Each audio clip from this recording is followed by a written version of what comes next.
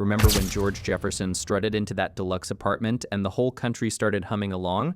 Behind the laughs, a Broadway crisis, a Panther confrontation, and a cancellation nobody called to announce. Today we're counting down 15 weird facts you never knew about the Jeffersons. Number 15. Here is the thing about that strut. The bouncy, self-important walk that George Jefferson used every single time he entered the apartment, the one that school kids imitated on playgrounds for a decade, was never choreographed. Nobody rehearsed it, nobody directed it. It came out of a between-takes clowning session during the pilot, and director Jack Shea made the decision to keep the goof instead of the rehearsed entrance. Sherman Hemsley explained it in a Television Academy Foundation oral history interview. The walk came from the way he and his friends moved around South Philadelphia. The way we walked, he said, you think you're bad? You gotta be important. That rhythm, that specific attitude, wasn't something Shea invented or that a writer put into stage directions. It was Hemsley importing his own neighborhood into a CBS soundstage, and the director recognized immediately that the blooper was better than the real thing. Think about what that means for the character. George Jefferson's most recognizable physical trait, the bit that became the visual shorthand for the whole show, is a preserved mistake. Shea printed that take, and it never changed. That one accidental moment became the most imitated physical bit in Black sitcom history, across 2 full generations of television. Not bad for something nobody planned. And if the walk came in by accident, the nickname that defined their marriage came from somewhere even more personal. Number 14. Weezy. It might be the most recognizable single word in the entire history of the show. George bellowing it across the penthouse, that specific exasperated warmth in the delivery, anchored every episode the series ever produced. Here is what nobody put in any script, the word itself. Hemsley had dated a woman named Louise, and he called her Weezy in real life. When production began on The Jeffersons, Hemsley pitched the nickname to executive producer Don Nickell during the first week of shooting. Nickell agreed immediately. Isabel Sanford liked it. And without any formal script approval, without any network review, it became permanent dialogue across all 253 episodes. What Hemsley did was smuggle his own romantic history straight past the writer's room. A private term of endearment from his personal life became the sound that defined the most watched married Black couple on American television. The genius of it is what it did for the character dynamic. George's bluster was the thing viewers expected. But every time he said Weezy, you felt something underneath all of that, a privacy, a shorthand, a language that belonged only to the two of them. No writer manufactured that. Hemsley brought it from his own life, and Don Nickell was smart enough to recognize what they had. That intimacy is part of why the Jefferson marriage worked as well as it did. And it would never have worked the way it did if Hemsley had actually gotten the role on time. Number 13. George Jefferson is completely inseparable from Sherman Hemsley. It is impossible to picture the character any other way. But in 1971, when Norman Lear first called to put George into All in the Family, Hemsley turned him down. He was starring in the Broadway musical Purlie and was not available. Rather than recast, Lear did something remarkable. He invented a substitute. George Jefferson's brother Henry, played by Mel Stewart, was written into All in the Family as a placeholder while the production waited for Hemsley to finish his tour.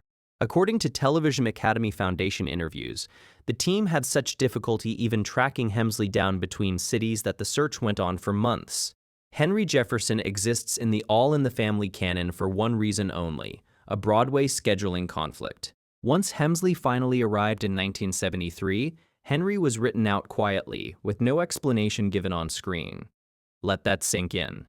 A main character in one of the most important spin-offs in television history has a ghost brother who only appeared because the real actor was unavailable for 2 years. The series premiere of The Jeffersons in January 1975 was the first time American audiences actually met the George Jefferson that Norman Lear had always intended to put on screen. Every Henry Jefferson scene on All in the Family is, in effect, a Plan B. And the actress playing next door in the spin-off settled her own casting question with nothing more than a photograph. Number 12. Tom and Helen Willis were something American primetime had never seen before. An interracial married couple, not as a story of the week but as series regulars in the apartment next door, across 11 seasons. That representation required authenticity, and Roxie Roker provided it the moment Norman Lear raised any doubt. At her audition, Lear questioned whether audiences would find a Black woman married to a white man believable as a central character. Roker pulled a photograph of her real husband, NBC producer Cy Kravitz. out of her purse. She had been married to Kravitz since 1962. Their son, who was 10 years old when the show premiered, would go on to become rock star Lenny Kravitz. Roker wasn't performing an interracial marriage for the camera, she was living one. That authenticity is exactly why Helen Willis never registered as a network experiment. She registered as a real woman. When Roker and Franklin Cover played the Willises navigating the jokes and the discomfort and the genuine warmth of that apartment, there was nothing performative about her half of it.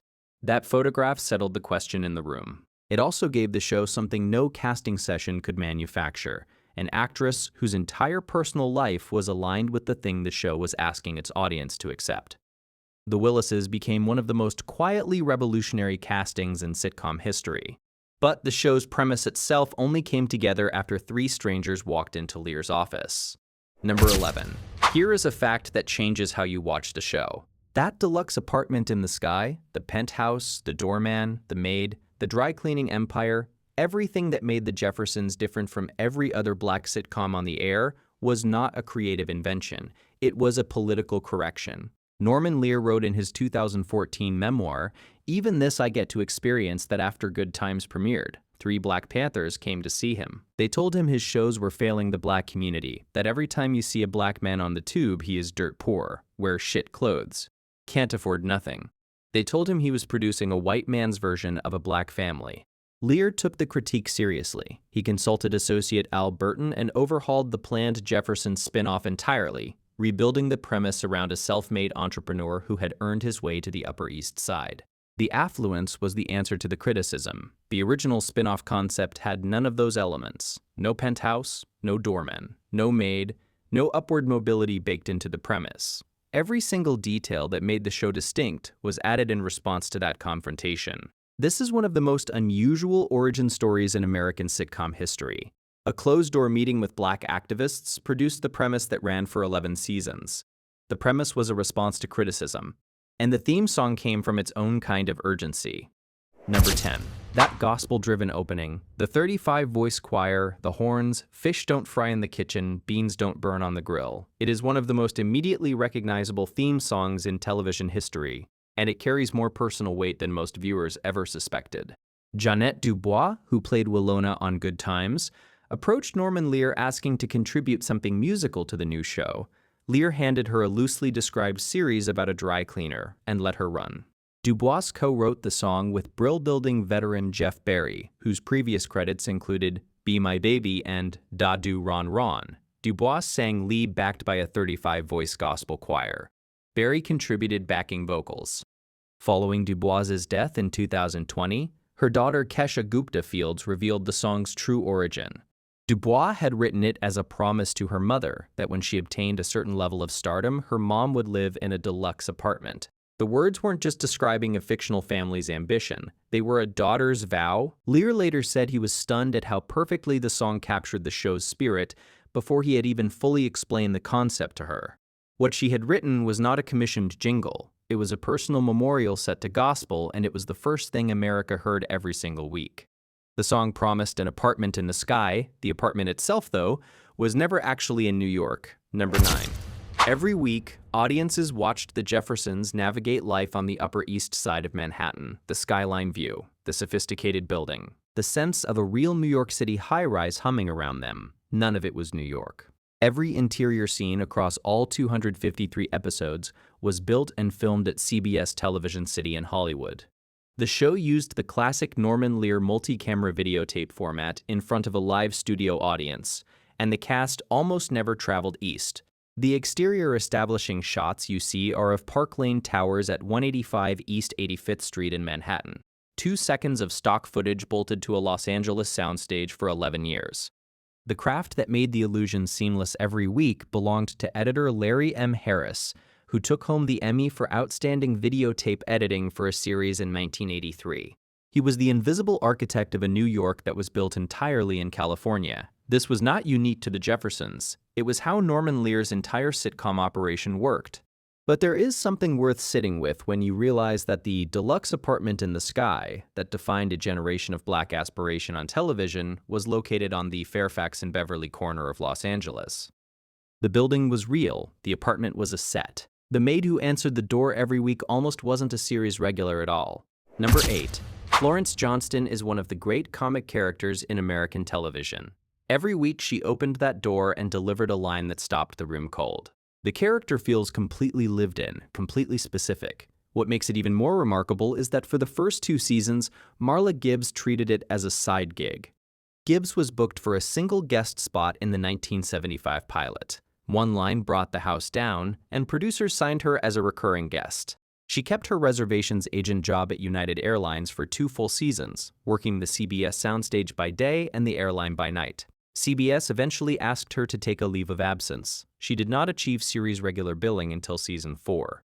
Gibbs built Florence's specificity from her own family. She based the character on her aunt and grandmother in Chicago and brought that personal texture to what was originally conceived as a peripheral role. The writers didn't hand her a 3-dimensional character. She assembled one herself from people she actually knew.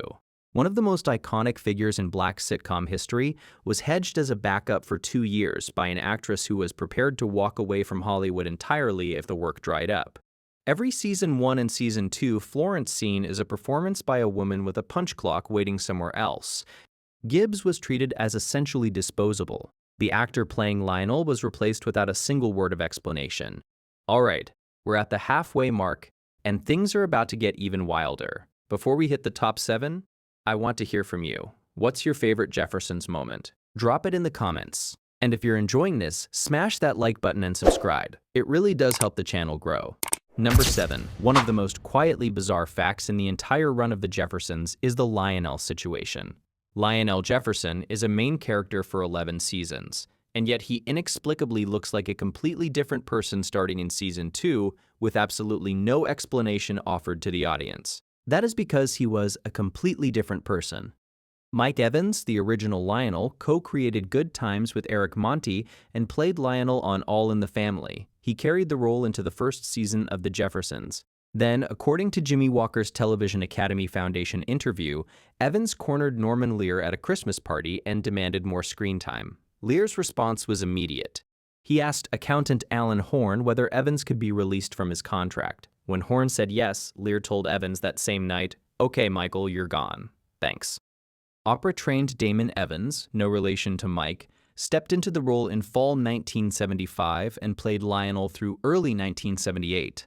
Mike Evans returned in 1979 after Good Times wound down, then exited again. Neither recasting was ever acknowledged on screen. The strangest character continuity in the Norman Lear catalog, the same character played by 2 different actors with no explanation across 11 seasons, was entirely the product of a conversation at a holiday party. And if that confrontation cost one actor his role, the show's boldest episode would test what the rest of the cast was willing to put on screen. Number 6. Television in the 1970s did not do this. It simply did not. But on October 1st, 1977, The Jeffersons aired an episode called Once a Friend, in which George's old Navy buddy shows up in New York now living as a woman named Edie Stokes. The character was not played for cheap laughs. She was not a punchline. She was treated with genuine warmth and respect. That episode is generally cited as the first American sitcom to feature a transgender character handled sympathetically rather than as a crisis or a joke. It was written by Michael S. Baser and Kim Weiskopf, directed by Jack Shea, and aired in CBS's Family Hour slot with no on-air content advisory of any kind. The role of Edie was played by Veronica Redd in what was her very first Hollywood acting role. Redd later told SoapHub that the episode transfixed and inspired the entire television community and generations of LGBTQ viewers to come. The production made no special accommodations and issued no warnings. It simply aired on a mainstream CBS comedy. In 1977, this predates sustained gay series regular representation on American television.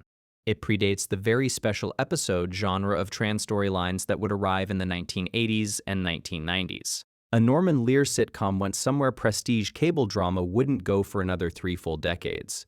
The show kept doing things the network barely understood. That included pairing its lead opposite an actress old enough to be his mother. Number 5. George and Weezy Jefferson are one of the great married couples in television history. The chemistry between them is completely convincing. The 30-year intimacy, the worn-in rhythms of people who have argued and laughed and forgiven each other so many times it looks effortless. Isabel Sanford was born in 1917 and Sherman Hemsley in 1938. When the show premiered, she was 58 and he was 37. She was 21 years older than her on-screen husband, and the older partner was the wife, which reversed every standard Hollywood pairing of the era.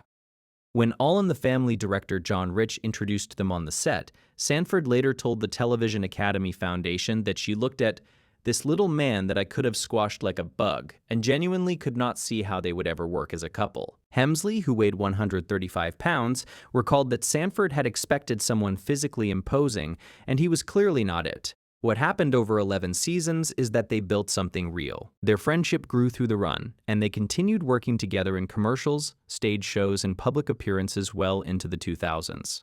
The most watched married black couple in television built their chemistry across a 21-year age gap and a first-day mutual disappointment. By week 1, audiences already believed they had been together for decades. Sanford built that chemistry across 11 seasons. In 1981, it earned her a piece of history nobody has replicated since. Number 4. In 1981, Isabel Sanford won the Emmy for Outstanding Lead Actress in a Comedy Series, becoming the first black woman in history to win in that category. The story of how she received the news is almost too good to be true. Sanford had been nominated 3 consecutive years and was convinced she would lose again. She started eating cheese during the ceremony to appear casual when her name was not called. When Sherman Hemsley nudged her to say her name had actually been announced, she threw the cheese in surprise. WKRP in Cincinnati's Lonnie Anderson was reportedly nearby and caught it. In her acceptance speech, Sanford thanked only 2 people by name, God and Norman Lear. She was nominated 7 consecutive years from 1979 through 1985. But here is the number that reframes everything. No black woman won Outstanding Lead Actress in a Comedy Series again until Quinta Brunson took home the award for Abbott Elementary in 2023. A 42-year gap, one of the longest single-category droughts in Emmy history. Sanford's win in 1981 was not a turning point for the industry. It was an outlier. The Academy took 4 more decades to honor what the Jeffersons had put on screen in 1975. 4 years after that Emmy win, the network did not even bother to call her when it was over. Number 3. On June 25, 1985, the Jeffersons aired its final episode. George was teaching a Girl Scout troop. There was no goodbye, no closure, no series finale, no acknowledgement that anything was ending. That is because none of the cast knew it was ending. CBS announced the cancellation at its May 7, 1985 upfront presentation. The Los Angeles Times reported it the following morning. No one from the network called any cast member. Sanford told the Television Academy Foundation in 2002 exactly how she found out. Her cousin in New York called her after reading it in the tabloids. I said, "Who said so?" Sanford recalled. She said, "It's in the tabloids. That's how I found out. They could at least have called us about it." Franklin Cover learned the show was canceled by watching Entertainment Tonight. Marla Gibbs told the Television Academy Foundation simply, "You just don't do that." On the day it ended, The Jeffersons was the longest-running American series with a primarily African-American cast on record, 253 episodes across 11 seasons. Nobody placed a phone call. The abrupt final episode is not a creative decision. It is the physical artifact of a network's silence. A Tuesday that happened to be the last one, with no one inside the building informed in advance. The cast never got to say goodbye, but one performer had already tried to leave on her own terms. Number 2. Marla Gibbs had turned down a spinoff once before, joking she would rather be number 9 on a hit than number 1 on a flop. When she finally agreed in 1980, she negotiated a clause allowing her to return to the Jeffersons if it failed. It failed immediately. Checking In premiered on CBS on April 9, 1981, opposite Mork and Mindy. It was created by Jay Moriarty and Mike Milligan under Norman Lear's TAT Communications banner. CBS pulled it after only 4 episodes on April 30, 1981. It became the first Norman Lear spinoff in history to fail outright. Lear's team had to bring Florence back. They did it by burning down the St. Frederick Hotel off-camera and sending her back to Weezy's kitchen. Not the most elegant solution, but it worked. Consider what the contract clause actually protected. Without it, the Jeffersons would have permanently lost Florence Johnston heading into season 8. That is the same stretch of the series that brought Gibbs 5 consecutive Emmy nominations, and gave the show its deepest and most celebrated cultural moments.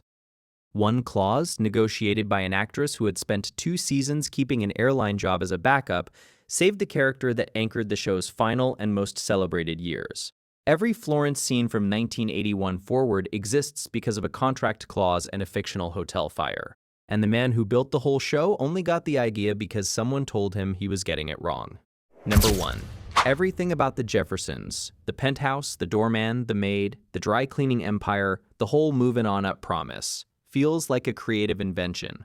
The right idea at the right moment, cooked up by a producer who saw an opportunity nobody else had. The actual origin is more interesting.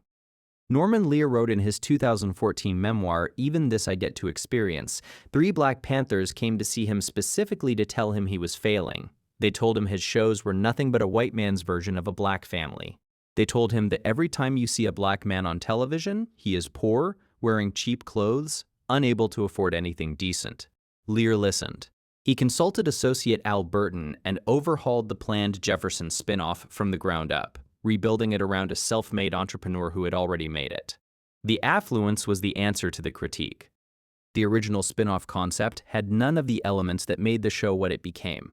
No penthouse, no doorman, no maid, no upward mobility as the central premise.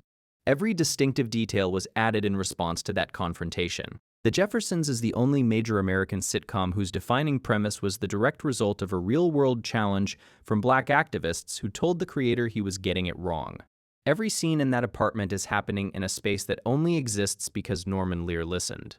The Jeffersons overcame a Broadway crisis, a political intervention, 2 recastings nobody explained, a spin-off that lasted 4 episodes, and a cancellation the cast read in the tabloids.